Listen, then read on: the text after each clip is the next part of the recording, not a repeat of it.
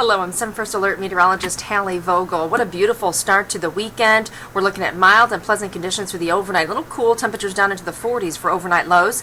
A chance for a little rain on Mother's Day, especially in the afternoon, but an active weather pattern setting up for next week.